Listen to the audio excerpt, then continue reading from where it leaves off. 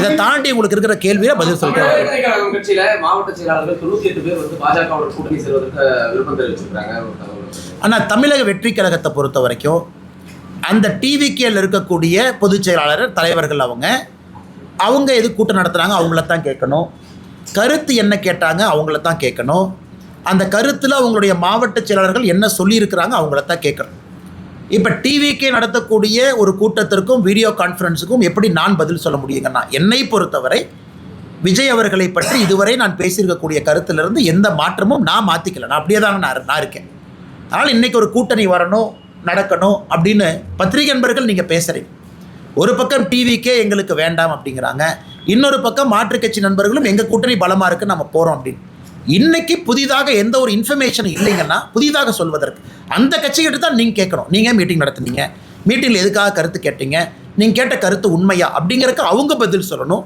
எங்களுடைய நிலைப்பாடு மாறாதப்ப நான் எப்படி பதில் சொல்ல முடியுங்கண்ணா?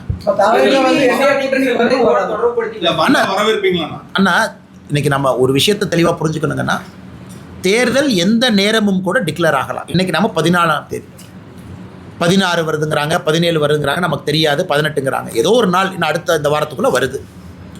ஸோ தேர்தல் களம் சூடு பிடிச்சிருச்சு. திராவிட முன்னேற்ற கழகத்தை பொறுத்தவரை சீட்டு கொடுத்துட்டாங்க, சில பேர்த்து கொடுத்துட்டாங்க. கம்யூனிஸ்ட் இன்னைக்கு சண்டை போட்டு அவங்க அறிக்கை கொடுத்துருக்குறாங்க. நம்ம கூட்டணியில் உடனடியாக இந்த மாடல் கோட் ஆஃப் கண்டக்ட் வந்தவுடன் வேகமாக தலைவர்கள் அதை வேலை செய்ய போகிறாங்க. இன்றைக்கி எலெக்ஷன் மோட்டுக்கு எல்லாமே வந்துட்டாங்கண்ணா. அதனால் இன்றைக்கி என்னுடைய கருத்து, எங்கள் கூட்டணி பலமாக இருக்குது. தேசிய ஜனநாயக கூட்டணி இன்றைக்கி பலமாக இருக்குது. யாரையும் எதிர்பார்த்து இந்த கூட்டணி இல்லை.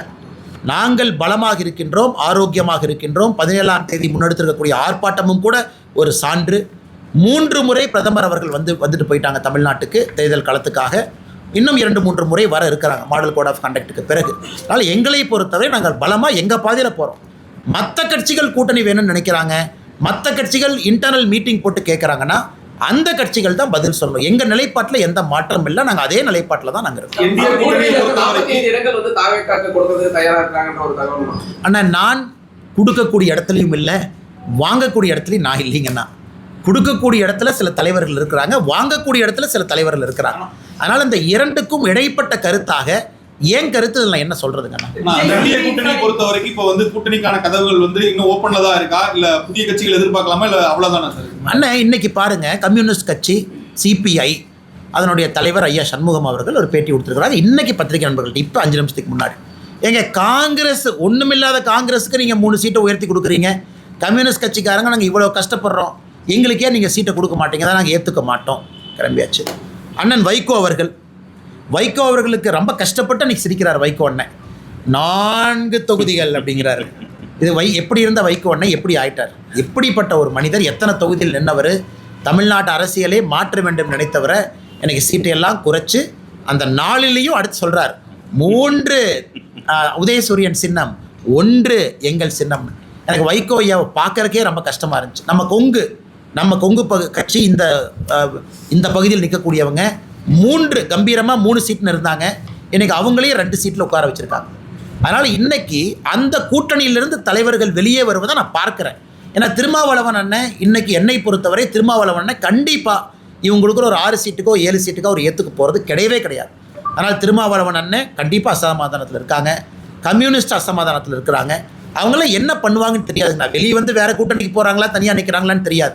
ஸோ திராவிட முன்னேற்ற கழகத்தை பொறுத்த வரைக்கும் அறிவாலயத்துக்கு வெளியே இன்றைக்கி இந்தியா போஸ்ட்மேனே பயத்தில் இருக்கான். ஆனால் போனோம்னா நமக்கு ஒரு சீட் கொடுத்துருவாங்களாட்டுக்கு, அந்த பக்கமே நான் போக மாட்டேன். ஸோ யார் வந்தாலும் கூட பிடிச்சி 1 சீட்டு 2 சீட்டுன்னு கொடுத்து அவர்களோடு இத்தனை காலமாக பயணம் பண்ணவங்களுக்கு 2 சீட்டு 3 சீட்டுன்னு குறைக்கும் பொழுது எந்த விதத்தில் நியாயம்னு தலைவர்கள் கேட்குறாங்க. அதனால் கூட்டணியில் மாற்றம் வருமானு கேட்டீங்க, வருவதற்கான வாய்ப்பு இருக்குது. ஏன்னா திமுகவினுடைய கூட்டணி நம்ம பார்த்துக்கிட்டு இருக்கோம், உள்ளே இருக்கக்கூடிய சலசலப்பை பார்க்குறோம். தேர்தல் எப்பொழுதுமே நெருங்கும் பொழுது ஒரு ஃபைனல் ட்விஸ்ட் எப்பவுமே தமிழக அரசியல் இருக்கும். தமிழக அரசியலில் எல்லா முறையும் தேர்தல் ஜஸ்ட் டிக்ளேர் ஆகிறதுக்கு முன்னாடி ஒரு ஃபைனல் ட்விஸ்ட் இருக்கும். இந்த டைம் என்ன ட்விஸ்ட்னு பொறுத்திருந்து பார்க்கலாம். என்னங்கண்ணா நீ குறிப்பிட்ட மாதிரி உங்க கூட்டணி வலுவா இருக்குங்க, அதே சமயம் திமுக கூட்டணி தொகுதி பங்கீடுகள் ஆரம்பிச்சு போயிட்டு இருக்கு. ஆனா இந்த கூட்டணியில இன்னும் தொகுதி பங்கீடு ஆரம்பிக்காம இருக்கிற காரணம் ஏதாவது ஒரு பெரிய கட்சியை வரவேற்காக காத்திருக்கக்கூடிய ஒரு சூழலா? அதே நீங்க குறிப்பிட்ட இன்னைக்கு ஆளுங்கட்சிக்கு அவசரம் இருக்குங்கண்ணா. காரணம் அவங்க மேலே ஆன்டி இன்குபன்சி இருக்குது, மக்களுடைய கோபம் அவங்க மேலே இருக்குது, அவங்க உடனே பண்ணணும். ஆனால் எதிர்க்கட்சியை பொறுத்தவரை அந்த அவசரம் கிடையாது. 2021 அன்னைக்கு அதிமுக ஆளுங்கட்சியாக இருந்த பொழுது கூட தேர்தல் அறிவிப்பு வந்த பிறகு தான் பாரதிய ஜனதா கட்சிக்கு தொகுதி பங்கீடு எங்கே நிற்கணும் அப்படின்லாம் வந்துச்சுங்கண்ணா. ஸோ எங்களை பொறுத்தவரை யாருக்கும் எந்த அவசரமும் இல்லை. எல்லா இடத்துல எல்லாரும் வேலை செய்கிறோம். உதாரணத்துக்கு நேற்று நான் தொண்டாமுத்தூர் பகுதியில் அண்ணன் வேலுமணி அவர்களோடு பிரச்சாரத்தில் இருந்தோம்.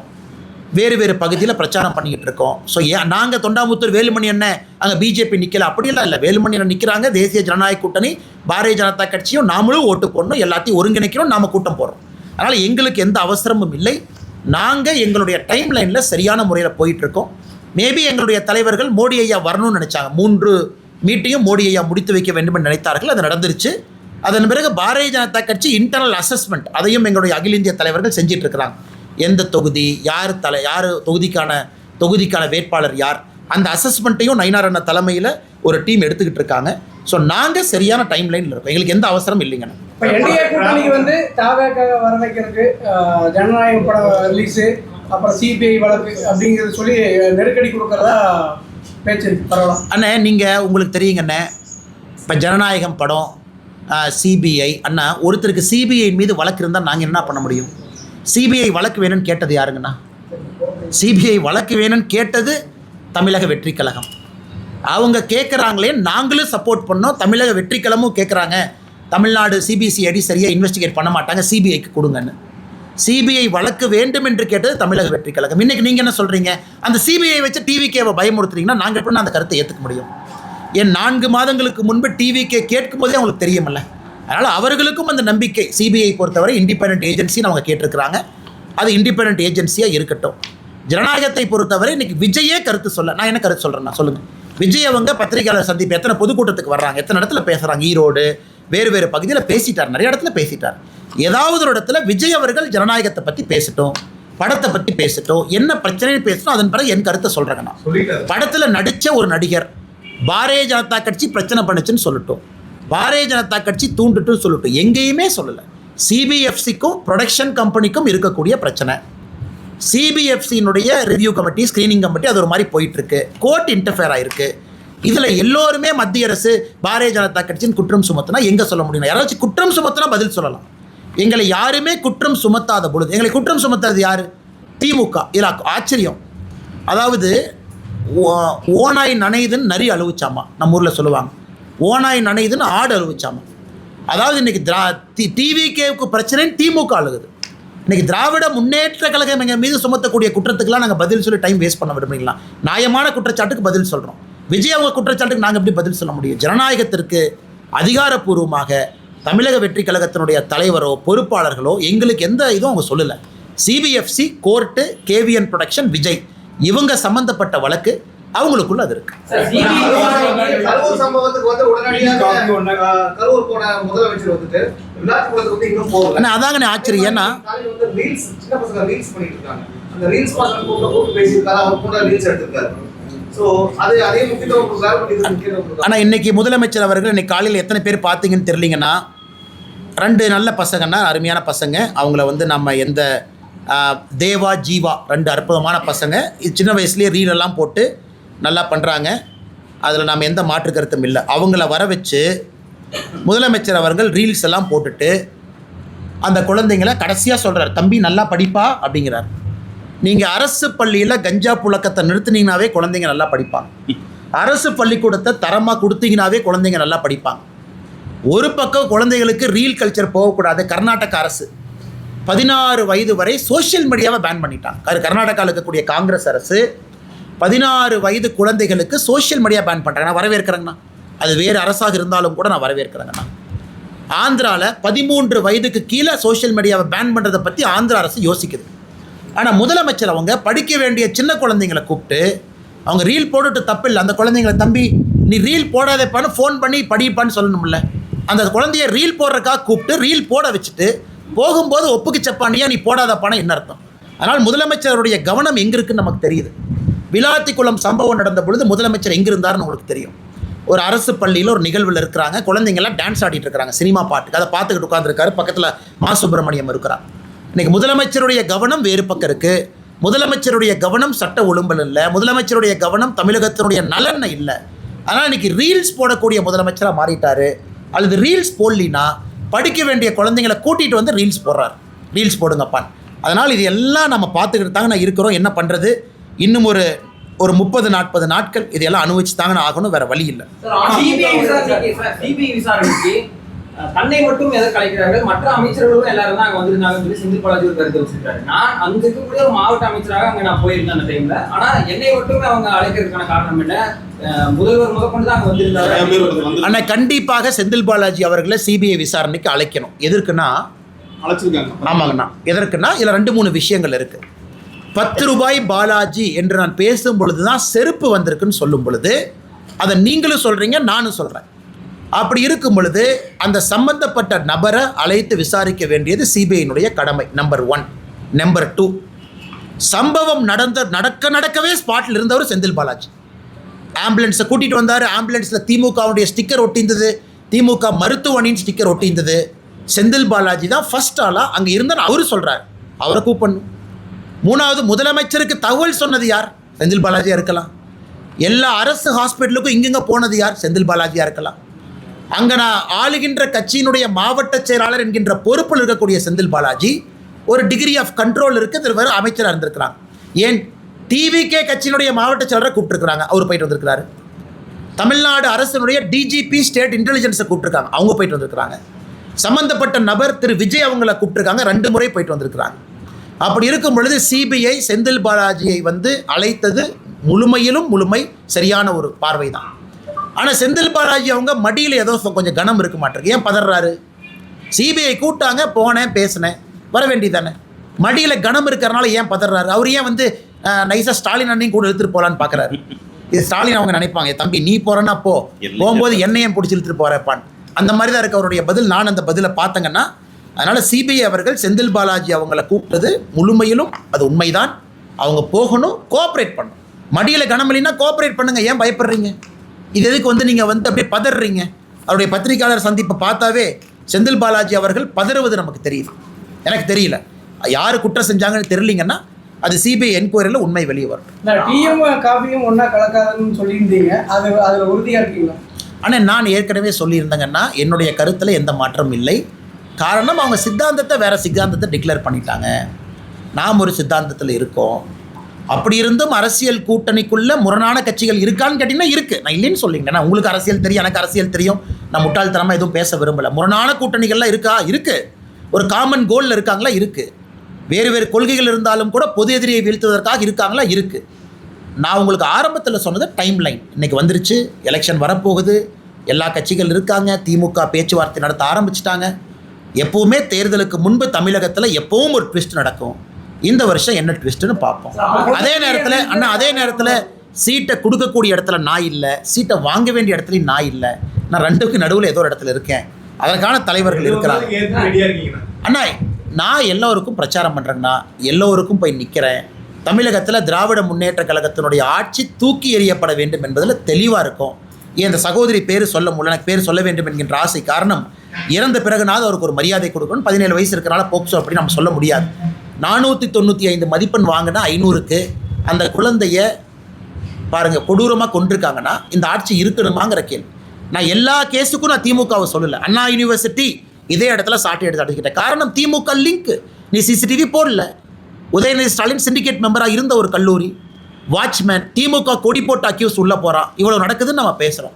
இது எல்லாம் அரசனுடைய குறைபாடுகள். எல்லா கேஸுக்கும் நாங்கள் திமுகவை சொல்லிங்கன்னா, திராவிட முன்னேற்ற கழகம் ஆட்சிக்கு வந்த பிறகு தான் அரசு இயக்கங்கள் செயலிலிருந்து குற்றங்கள் அதிகமாக இருக்குது. அதுதான் நாங்கள் சொல்கிறது. கோயம்புத்தூர் ஏர்போர்ட் பக்கத்தில் பெட்ரோல் வண்டி போட்டிருக்கணுமே, ஏன் போடல?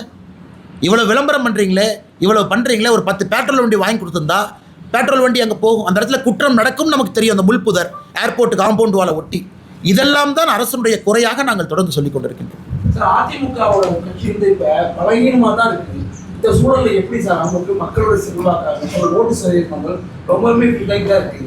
5000 ரூபாய் பணம், அவருடைய எல்லா விதமான விஷயமும் மக்கள் மத்தியில் இருக்கு. நாடாளுமன்ற தேர்தலில் நீங்க பிரிச்சு நிறுத்த போது கூட வந்து பாஜக பல இடங்கள்ல முன்னாடி வந்து அதிக வாக்குகள் வாங்கி.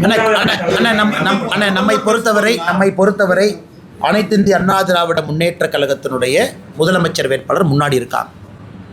கூட்டணி மிக வலுவாக பலமாக களத்தில் இருக்கு. அமமுக அண்ணன் டிடிவி தினகரன் அவங்க உள்ளே இருக்கிறாங்க. அனைத்து இந்திய அண்ணா திராவிட முன்னேற்ற கழகத்தினுடைய தொண்டர்கள் மிக மிக சுறுசுறுப்பாக்காங்க. ஏன்னா அவங்க வெற்றியை சுவைத்தாக வேண்டும் என்கின்ற வெறியில் இருக்காங்க. நான் இன்றைக்கி பல இடத்துல பிரச்சாரத்துக்கு போகும்போது அதிமுக தொண்டர்கள் கூட இருக்கிறாங்க, நான் பார்க்குறேன். ஏன்னா அவர்களும் இந்த எலெக்ஷனை ஒரு மரியாதை பிரச்சனையாக நம்ம ஜெயிச்சாலுங்கிற வெறி அந்த தொண்டர்கள்ட்ட இருக்குது. பாரதிய ஜனதா கட்சியினுடைய தொண்டர்கள்ட்ட அந்த வெறி இருக்குது, ஜெயிக்கணும். பிரதமர் சொல்லிட்டாங்க, நம்ம ஜெயிக்க வைக்கணும். பிரதமர் சொன்ன பிறகு நாம் இங்கே எந்த கூட்டணி இருக்கக்கூடிய எல்லாரையும் ஜெயிக்க வைக்கணுங்கிற முடிவு. ஆனால் திமுகவினுடைய ஒரு தலைவர்களை பார்க்கும் பொழுது எதையோ சாதித்த மாதிரி அவங்க பாடி லாங்குவேஜ் இருக்குது. ஏதோ எலெக்ஷன் முந்தானத்தே நடந்தது, அவங்க ஜெயிச்சிட்டாங்க அப்படிங்கிற மாதிரி இருக்குது. இதுதான் அவர்கள் அழிவுக்கு அஸ்திவாரமே. மக்கள் யாருமே அதை ஏற்றுக்க மாட்டாங்கன்னா, இதை எப்படி தமிழில் சொல்கிறதுன்னு எனக்கு தெரியல. அதாவது இந்த ஆணவமும் இந்த ஆங்காரத்தையும் எப்பவும் ஏற்றுக்க மாட்டாங்க. இன்றைக்கி முதலமைச்சர் போகக்கூடிய கூட்டமெல்லாம் திமுக கூட்டத்துக்கு தான் போகிறார். இன்னொரு பப்ளிக்கை பார்க்கவே இல்லை. திமுக மகளிர் அணி மாநாடு, திமுக இளைஞர் அணி மாநாடு, திமுக மாணவர் அணி மாநாடு, திமுகவினுடைய பூத் முகவர்கள் மாநாடு. ஆனால் திமுக காரங்களே பார்த்துக்கிட்டு அவங்க முதலமைச்சர் வாழ்க வாழ்கங்கிறாங்க. இது இந்த ரோமில் நீரோக்கு இதே மாதிரி தான் இருந்துச்சுங்களாமா. ரோம் எரியுது, ஐயா நீங்கள் வாழ்க ஃபிடில் ஊதுங்கிற மாதிரி முதலமைச்சர் இருக்கிறாங்க. மக்களை சந்திக்க முதலமைச்சர் வரும் பொழுது தெரியும் எவ்வளவு கோபத்துல மக்கள் இருக்காங்க. கேரள அரசியலை பொறுத்த வரைக்கும் காங்கிரஸும் இவரு ராகுல் காந்தி என்ன சொல்றாரு அப்படின்னா, பிஜேபியும் கம்யூனிஸ்டும் ஒரே கட்சியா செயல்படுது, சிஜேபி அப்படின்ற குற்றச்சாட்டையே வைக்கிறாரு. காங்கிரஸ் அழிக்கிறதுல ஒரே நோக்கத்துல தான் ரெண்டு கட்சியும் இணைஞ்சு செயல்படுது. ஆனா இன்னைக்கு ராகுல் காந்தி அவங்களை பொறுத்த வரைக்கும் அவர் என்ன கேட்கிறாருன்னா, ஏன் விஜயன் என்ன அரெஸ்ட் பண்ணல, கேரளாவுடைய முதலமைச்சர் திரு பினராயி விஜயன் அவர்களை ஏன் கைது பண்ணலன்னு கேட்கிறார் டெல்லியில. பாருங்க எந்த அளவுக்கு. ஆனா இங்க கம்யூனிஸ்ட்காரங்க இவங்க காங்கிரஸோட சேர்ந்து ரோட்ல போயிட்டு இருக்கிறாங்க. எனக்கு புரியல. அதே போல ராகுல் காந்தி அவர்கள் அதோடு நிற்கல. நீங்கள் சொன்னது போல ஏதோ பிஜேபியும் கம்யூனிஸ்ட்டும் பி டீம் ஏ டீம்னு ஏதோ ஒரு கருத்தை வைக்கிறார். இன்னைக்கு காங்கிரஸை பொறுத்தவரை கேரளாவில் அவங்களுக்குள்ள ஒன்று முதலமைச்சருக்கு சண்டை. விடி சதீஷன், கேசி வேணுகோபால் இவங்கெல்லாம் சண்டை. மணிசங்கர் ஐயர் நேராக போய் சொல்கிறார், காங்கிரஸே வேஸ்ட்டு, விஜயன் தான் ஜெயிப்பார், பினராயி விஜயன் தான் ஜெயிப்பார்னு சர்டிஃபிகேஷன் வேறு கொடுக்குறாரு. அவரை காங்கிரஸ் கட்சியிலேருந்து நீக்கினா அவர் என்ன சொல்கிறார், நீக்கிப்பார், நான் ராஜீவ் காங்கிரஸ், நான் ராகுல் காங்கிரஸ் இல்லைங்கிறார். அதனால் இதையெல்லாம் மறைப்பதற்காக அபாண்டமான குற்றச்சாட்டு நம்ம மீது வைக்கின்றார்கள். அங்கே பாரதிய ஜனதா கட்சி இந்த முறை it will make a big மார்க்குங்கனால் எந்த மாற்று கருத்தும் இல்லை. கம்யூனிஸ்ட் இன்னைக்கு ஆட்சியில் இருக்கிறாங்க, காங்கிரஸ் எதிர்க்கட்சியாக இருக்குது. ஆனால் இதில் யாருக்கு கெயின் யாருக்கு லாஸ் என்று சொல்வதை விட பாரதிய ஜனதா கட்சி தான் 2026 கேரளாவில் ஒரு பெரிய சக்தியாக வரும் என்பதில் எங்களுக்கு நம்பிக்கை.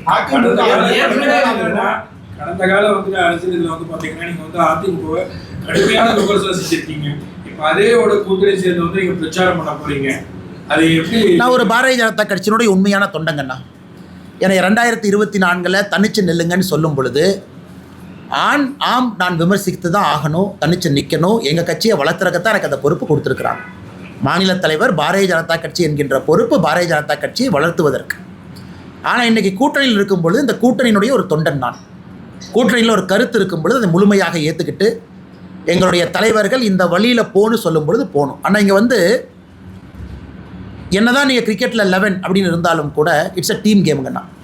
இன்றைக்கி தமிழகத்தில் பாரத பிரதமர் நரேந்திர மோடி அவர்கள் என்டோர்ஸ் பண்ணியிருக்கிறாங்க, எடப்பாடி பழனிசாமி அவர்கள் முதலமைச்சராக வரணும். அவங்க ஸ்டேஜில் பேசிட்டாங்க. திரு அமித்ஷாஜி அவர்கள் தெள்ள தெளிவாக சொல்லிவிட்ட பிறகு அண்ணாமலையை பொறுத்தவரை எல்லோருக்கும் பிரச்சாரம் செய்வது என் கடமை. அதை நான் அப்போ இருந்து நான் ரிஃப்ளெக்ட் பண்ணுறேன், பிரதிபலிக்கிறேன். அது உங்களுக்கு என்ன நீங்கள் கேட்டிங்கன்னா, அண்ணா நீங்கள் மாற்றிட்டீங்களா அப்படின்னு சொல்கிறத விட இந்த பாரதிய ஜனதா கட்சியினுடைய ஒரு தலைவன் தொண்டனாகவும் இருக்க முடியும்னு நான் காட்டுறேன். தலைவராக இருக்கும் பொழுது கட்சியினுடைய வளர்ச்சிக்கு நான் தலைவராக இருந்தேன். இன்னைக்கு அந்த கட்சியினுடைய தொண்டனாக இருக்கின்றேன். கட்சியினுடைய வெற்றிக்காக நான் பாடுபடுறேன். அதான் என் கருத்து. ஆனால் அரசியலை பொறுத்தவரை உங்களுக்கு தெரியுங்கன்னா, எடப்பாடி அண்ணனும் என்னை பற்றி சில விமர்சனங்கள் வச்சிருக்கிறாங்க. எல்லா தலைவரும் என்னை பற்றி வச்சிருக்கிறாங்க. அது காலத்தினுடைய கட்டாயம், அந்த நேரத்துக்கு அவங்க வைக்கிறாங்க. அதனால் நீங்கள் ஒன்னொன்னையும் பின்னாடி திரும்பி பார்த்து அப்படி சொன்னீங்க இப்படி சொன்னீங்கன்னா எந்த அரசியலை யாரும் இங்கே பண்ண முடியாதுங்கண்ணா. இன்றைக்கி தமிழகத்திற்கு 2026க்கான தேவை எடப்பாடி பழனிசாமி அவர்கள். காரணம், எங்களுடைய கூட்டணியினுடைய முதலமைச்சர் வேட்பாளர் எல்லாரும் நிற்கிறோம், அவர் ஜெயிக்க வைக்கிறதுக்காக இருக்கும். 234 தொகுதியில் தேசிய ஜனநாயக கூட்டணியினுடைய வேட்பாளர் ஜெயிக்க வைக்கிறதுக்காக இருக்கிறோம். அதனால் ஒருத்தர் சொன்னது, உதாரணத்துக்கு முதலமைச்சர் ஐயா ஸ்டாலின் அவர்கள் இந்த முறை நான் எனக்கு பாயிண்ட் பண்ணாங்க, அண்ணே நீங்கள் ஸ்டாலின் ஐயாவுக்கு பர்த்டேக்கு விஷ் போட்டிங்க, ஸ்டாலின் ஐயா உங்களுக்கு ரிப்ளை பண்ணியிருக்காங்க. ஆனால் எனக்கு ரிப்ளை பண்ணிங்கிறது ரெண்டாவது. முதலமைச்சராக நான் ஸ்டாலின் அவர்களை விட்டு கொடுத்தது கிடையாது எங்கேயும். அந்த மரியாதை, அந்த தரம், அவருக்கு கொடுக்கக்கூடிய அந்த செல்வாக்கு முதலமைச்சர் என்கின்ற பதவி எப்பொழுதுமே எங்கேயும் நான் விட்டு கொடுத்தல. ஆனால் எங்களுடைய அரசியல் தவறு செய்யும் பொழுது ஆரோக்கியமான அரசியலை வைக்கிறோம். அதை முதலமைச்சர் என்னுடைய பிறந்தநாள் வாழ்த்துக்கு திரும்ப பிரதிபலிக்கிறாங்கன்னா அதை நான் வரவேற்கிறேங்க. அப்படித்தான் அரசியலை பொறுத்தவரை. அதனால் எல்லா இடத்திலும் சில விமர்சனங்களை வைக்கிறோம். அது ஆரோக்கியமான விமர்சனமாக வைக்கிறோம், கட்சியினுடைய வளர்ச்சிக்காக வைக்கிறோம். நாளைக்கு முதலமைச்சர் தேர்தலுக்கு பிறகு ஒரு பொது இடத்துல பார்த்தாலும் கூட திரு ஸ்டாலின் அவர்கள்ட்ட அதே மரியாதையோடு அதே அன்போடு தான் நான் போய் பேசிட்டு வருவேன், பழகிட்டு வருவேன். காரணம் தமிழ்நாட்டினுடைய முதலமைச்சராக இருந்தவர். அதனால் அதில் போய் நீங்கள் முதலமைச்சர் எதிர்த்து பேசிட்டீங்க, நீங்கள் மூஞ்சியை திருப்பிட்டு போவீங்களா? நான் ஒரு கட்சியினுடைய சாதாரண தொண்டன், அப்படிலாம் அரசியல் பண்ண முடியாதுங்கண்ணா. அதனால் இன்னைக்கு தேசிய ஜனநாயக கூட்டணியுடைய வெற்றி வாய்ப்புக்கு பாடுபட வேண்டிய கடமை தொண்டன் எனக்கு இருக்குது. காரணம், நிறைய பேரை நீ பார்க்குறாங்க, நிறைய பேர் நான் என்ன செய்கிறேன்னு ஒத்து கவனிக்கிறாங்க. அப்போ அவர்களுக்கும் ஒரு தொண்டனாக என்னுடைய தரத்தை காட்டுவதும் என்னுடைய கடமையாக இந்த நேரத்தில் அண்ணா. ஆனால் எனக்கு இதுவரை கட்சியில் யாருமே வந்து தேர்தலில் நில்லுங்க அப்படின்னு சொல்லலைங்கன்னா 2024 பாராளுமன்ற தேர்தலில் நிற்க சொன்னாங்க. இன்றைக்கி எனக்கு கொடுத்துருக்கக்கூடிய பணி, சில பணிகள் கொடுத்துருக்குறாங்க, அதை நான் செஞ்சுக்கிட்டு இருக்கேன். தமிழ்நாடு முழுவதும் திருமுனை பிரச்சார கூட்டத்தை நடத்தணும்னு சொல்லியிருந்தாங்க. கட்சி எல்லோரும் இணைந்து ஒரு 22,000 இடத்துக்கு மேலே திருமுனை கூட்டங்கள் நடத்தியிருக்கிறோம்.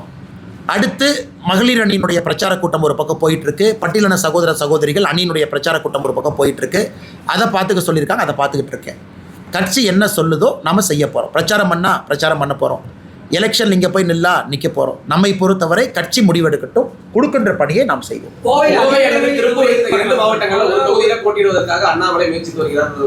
நான் யாருக்கு தான் சொல்லிட்டேனே மறுனா, இதுவரைக்கும் வாயை திறந்து சீட்டை கொடுங்கன்னு யார்ட்டையும் கேட்டதில்லை, என் லைஃப்லேயே கேட்டதில்லை, கேட்கவும் மாட்டேன். அது என்னோட பழக்கமும் கிடையாது. 2021 டெல்லிக்கு சென்ற பிறகு கட்சி சொன்னாங்க அரவக்குறிச்சியில் போட்டியிட்டேன். 2024 வரை எங்கள் வேலையை செஞ்சுக்கிட்டே இருந்தேன். டெல்லிக்கு நாம் எல்லாத்தையும் எடுத்துகிட்டு போனோம், பேரையெல்லாம் எடுத்துகிட்டு போனோம். போட்டியிட வேண்டும் என்று கட்சி சொன்னார்கள். கோயம்புத்தூரில் 13 நாள் இருந்துச்சு, நேராக வந்து இறங்கி வேலையை ஆரம்பித்தோம். கட்சி சொல்லட்டும், எதாக இருந்தாலும் நாங்கள் செய்கின்றோம். நானாக அதெல்லாம் நான் தாண்டி வந்துட்டேங்கண்ணா.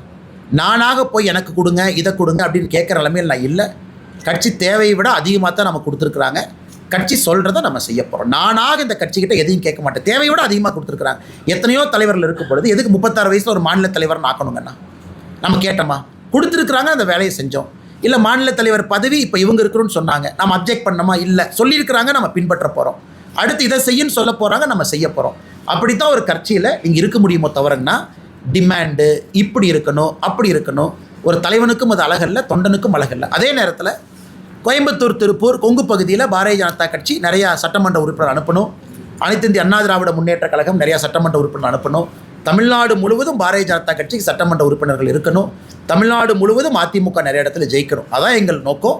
எல்லோருக்கும் இதில் லாபம் இருக்கணும், எல்லோருக்கும் இதில் மகிழ்ச்சி இருக்கணும், எல்லா கட்சிகளும் சந்தோஷமாக இருக்கணும். அதற்கான ஒரு முயற்சியை நோக்கி போயிட்டுருக்கோம். இப்போ தேர்தலுக்காக திமுக ஆகட்டும் அதிமுக ஆகட்டும் பல்வேறு பகுதியில் அண்டா குண்டா இப்பவே கொடுக்க ஆரம்பிச்சிட்டோம்.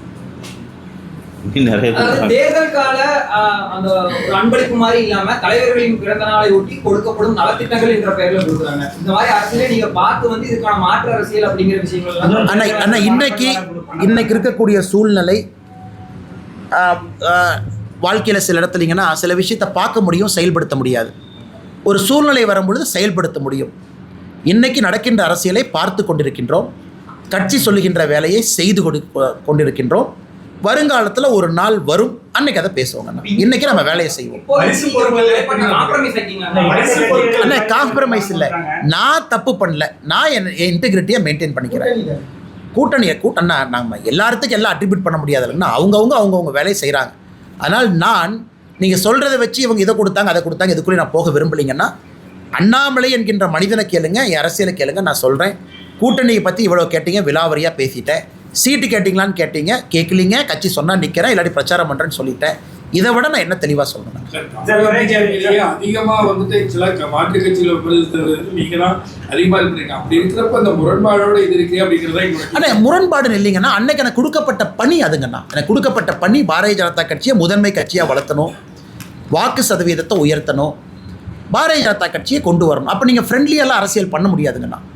அவங்க நண்பர், இவங்க நண்பர், நீங்கள் உங்கள் ஸ்டாண்ட் எடுத்து கட்சியை சொல்லணும். தலைவராக அதை செஞ்சேன். இன்றைக்கி தொண்டனா இந்த கட்சியை நான் வழி நடத்தலைங்கண்ணா. I am also one of the காரியகர்த்தா. கட்சியில் 50 லட்சம் பேத்துக்கு மேலே இருக்காங்க, அதில் நானும் ஒருத்தன். தமிழ்நாட்டில் 39 தேசிய பொதுக்குழு உறுப்பினர் இருக்காங்க, அந்த 39 பேர்த்தில் நானும் ஒருத்தன். அதனால் இன்னைக்கு கட்சி கொடுத்துருக்கக்கூடிய பணி, நான் இன்னைக்கு நெரட்டிவ் செட் பண்ணல, இப்படித்தான் நான் சொல்லலை. ஒரு காலம் வரும் பொழுது அன்னைக்கு நான் உங்கள் கேள்விக்கான பதிலை கண்டிப்பாக நான் எதிர்கொள்ள போகிறேன், கண்டிப்பாக நான் சொல்ல போகிறேன். அன்றைக்கி நான் நோ கமெண்ட்லாம் நான் எப்போவுமே என்னோட அரசியல் வாழ்க்கையில் எந்த கேள்விக்கும் நோ கமெண்ட்டு நான் சொன்னதே இல்லைங்கண்ணா. அது எந்த கேள்வி கேட்டாலும் நான் பதில் சொல்லியிருக்கேன். இன்றைக்கி நாம் அதிமுகவை ஜெயிக்க வைக்கிறோம், எடப்பாடி அண்ணன் முதலமைச்சர் ஆக்கிறோம், பாரதிய ஜனதா கட்சியினுடைய சட்டமன்ற உறுப்பினர்களை சட்டசபைக்கு அனுப்புகிறோம், கூட்டணி கட்சியை ஜெயிக்க வைக்கிறோம். பாட்டாளி மக்கள் கட்சியினுடைய மாநகர தலைவர் இப்போ தான் வந்தாங்க, 40 பேர்த்தோட வந்தாங்க, புதிய பொறுப்பேற்றிருக்கிறாங்க. இப்போ தான் வந்து டீ எல்லாம் சாப்பிட்டு போனாங்க. எல்லோரும் அண்ணன் தம்பிகளாக ஒருங்கிணைந்து பணியாற்றும், அதான் நம்ம நோக்கம்.